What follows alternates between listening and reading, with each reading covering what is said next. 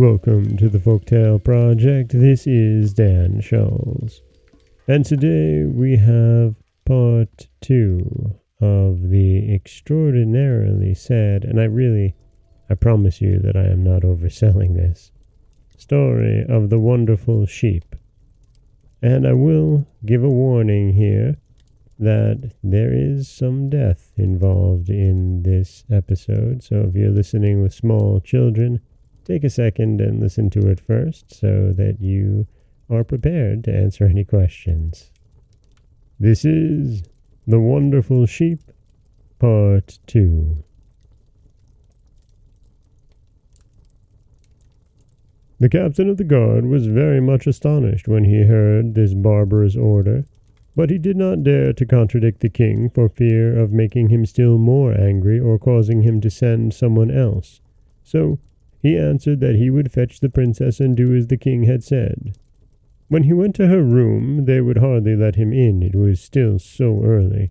But he said that the king had sent for Miranda, and she quickly got up and came out.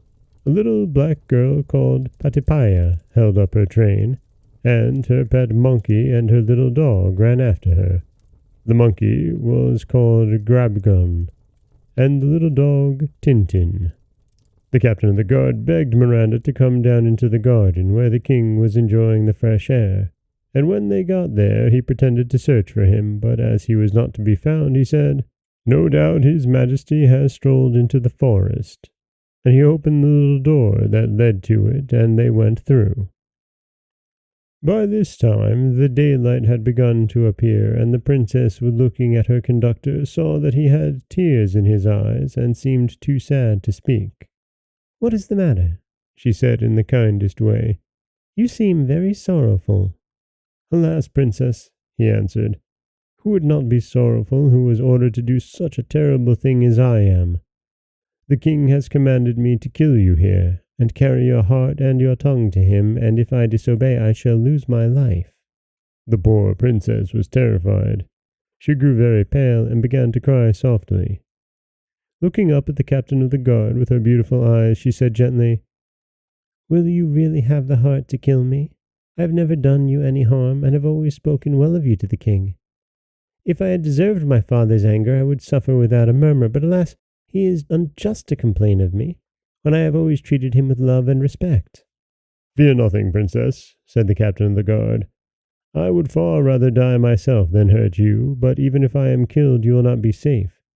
We must find some way of making the king believe that you are dead." "What can we do?" said Miranda. "Unless you take him my heart and my tongue, he will never believe you." The princess and the captain of the guard were talking so earnestly that they did not think of Patipata. But she had overheard all they said, and now came and threw herself at Miranda's feet. "Madam," she said, "I offer you my life. Let me be killed. I shall be only too happy to die for such a kind mistress." "Why, Patipata," cried the princess, kissing her, "that would never do. Your life is as precious to me as my own, especially after such a proof of your affection as you have just given me." "You are right, princess," said Grabagon, coming forward. "To love such a faithful slave as Patipata, she is of more use to you than I am. I offer you my tongue and my heart most willingly, especially as I wish to make a great name for myself in Goblin Land." "No, no, my little Grabagon," replied Miranda. "I cannot bear the thought of you taking your life. Such a good little dog as I am," cried Tintin, "could not think of letting either of you die for his mistress. If anyone is to die for her, it must be me." And then began a great dispute between Patipata, Grabagon, and Tintin, and they came to high words until at last Grabagon, who was quicker than the others, ran up to the very top of the nearest tree and let herself fall, head first, to the ground, and there she lay quite dead. The princess was very sorry, but as Grabagon was really dead, she allowed the captain of the guard to take her tongue, but alas, it was such a little one, not bigger than the princess's thumb, that they decided sorrowfully that it was of no use at all. The king would not have been taken in for a moment. "Alas, my little monkey," cried the princess, "I have lost you, and yet I am no better off than I was before." The honor of saving your life is to be mine, interrupted Patipata, and before they could prevent her, she had picked up a knife and cut her head off in an instant. But when the captain of the guard would have taken her tongue, it turned out to be quite black, so that would not have deceived the king either. "Am I not unlucky?" cried the poor princess. "I lose everything I love, and am none the better for it."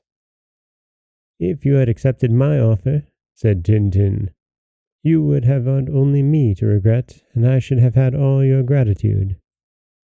Miranda kissed her little dog, crying so bitterly that at last she could bear it no longer and turned away into the forest. When she looked back, the captain of the guard was gone, and she was left alone, except for Patipata, Grabigon, and Tintin, who lay upon the ground. She could not leave the place until she had buried them in a pretty little mossy grave at the foot of a tree, and she wrote their names upon the bark of the tree, and how they had all died to save her life. And then she began to think where she could go for safety. For this forest was so close to her father's castle that she might be seen and recognized by the first passer-by, and, besides that, it was full of lions and wolves who would have snapped up a princess just as soon as a stray chicken. And that is part 2 of The Wonderful Sheep, filled with a little bit of racism, some suicide, and just overall some unnecessary death. Oh, and not to mention that it starts out with a father ordering his daughter to be murdered. This was not a great part of the story. This is Dan Scholz for the Folktale Project. Don't forget that you can subscribe to the podcast on Apple Podcasts, Stitcher, Google Play, Overcast, anywhere you like to get your podcasts. You can follow us on Threads and Instagram at Folktale Project, and you can find us wherever you like to listen to your podcasts. As always, thank you so much for listening.